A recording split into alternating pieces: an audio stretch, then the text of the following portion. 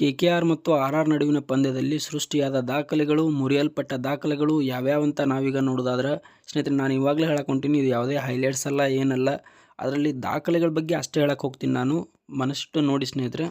ನಮಸ್ಕಾರಗಳು ಸ್ನೇಹಿತರೆ, top cricketing ಅಪ್ಡೇಟ್ಗೆ ತಮಗೆಲ್ಲರಿಗೂ ಪ್ರೀತಿಯ ಸ್ವಾಗತ. ಇನ್ನು ಯಾರು ನಮ್ಮ ಚಾನಲ್ನ ಸಬ್ಸ್ಕ್ರೈಬ್ ಮಾಡ್ಕೊಂಡಿಲ್ಲ, ಬೇಗ ಸಬ್ಸ್ಕ್ರೈಬ್ ಮಾಡ್ಕೊಳ್ಳಿ. ಅದೇ ರೀತಿಯಾಗಿ ಬೆಲ್ ಗಂಟೆನ ಹೊಡ್ರಿ ಅಂತ ಹೇಳ್ಕೊಂಡು ಇದೀಗ ನ್ಯೂಸ್ಗೆ ಹೋಗೋಣ ಸ್ನೇಹಿತರೆ. ಮೊಟ್ಟ ಮೊದಲನೇದಾಗಿ ಇಂಡಿವಿಜುವಲ್ ಹೈಯೆಸ್ಟ್ ಸ್ಕೋರ್ ಅಂದ್ರೆ ಇನ್ನು KKR ಒಳಗೆ ಇನ್ನು ಚೇಸಿಂಗ್ ಒಳಗೆ ಇಂಡಿವಿಜುವಲ್ ಹೈಯೆಸ್ಟ್ ಸ್ಕೋರ್ ಚೇಸ್ ಮಾಡುವಾಗ ಯಾರು ಹೊಡೆದಾರಪ್ಪ ಅಂದ್ರೆ ಮೊದಲನೇದು ಟಾಪ್ ಆಗಿ ಬರ್ತಾರೆ ಸ್ನೇಹಿತರೆ. ಈಗ ನಿನ್ನೆ ನಡೆದ ಪಂದ್ಯದಲ್ಲಿ ಕ್ವಿಂಟನ್ ಡಿಕಾಕ್ ಅವರು ಟಾಪಲ್ಲೇ ಬರ್ತಾರೆ. ಇದು ಮನೀಶ್ ಪಾಂಡೆ ಅವರ ರೆಕಾರ್ಡನ್ನು ಮುರಿದು ಇವರು ಟಾಪಲ್ಲೇ ಬರ್ತಾರೆ ಅಂತ ಹೇಳ್ಬೋದು.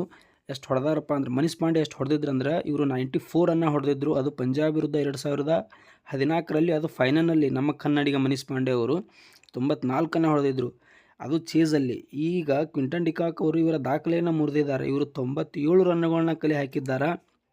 ಇದು RR ವಿರುದ್ಧ, ಅದು ಚೇಸಿಂಗ್ನಲ್ಲಿ ಸ್ನೇಹಿತರೆ.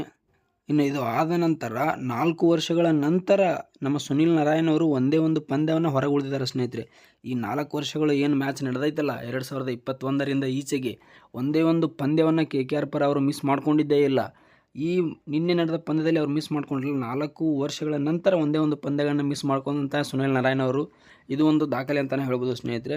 ಇನ್ನು ಅದು ಆದ ನಂತರ ನಮ್ಮ SSV ಜೈಸ್ವಾಲ್ ಅವರು T20ಯಲ್ಲಿ 3000 ರನ್ಗಳನ್ನು ಕಂಪ್ಲೀಟ್ ಮಾಡಿಬಿಟ್ರು ಸ್ನೇಹಿತರೆ. ಇದೀಗ ಅಂದರೆ T20 ಅಂದ್ರೆ ಇದು ಯಾವುದಾದ್ರೂ ಸಿರೀಸ್ ಇರ್ಬೋದು, IPL ಎಲ್ಲವನ್ನು ಹಿಡ್ಕೊಂಡು ಹೇಳಕತ್ತಿರುತ್ತೆ ಸ್ನೇಹಿತರೆ. ನನಗೆ ಗೊತ್ತಿರುವಂಥ ದಾಖಲೆಗಳು ಇಷ್ಟು. ನಿಮಗೆ ಯಾವುದಾದ್ರೂ ದಾಖಲೆಗಳು ಗೊತ್ತಿದ್ರೆ ದಯಮಾಡಿ ಕಮೆಂಟ್ ಮಾಡಿ ಸ್ನೇಹಿತರೆ. ಮತ್ತೆ ಸಿಗೋಣ.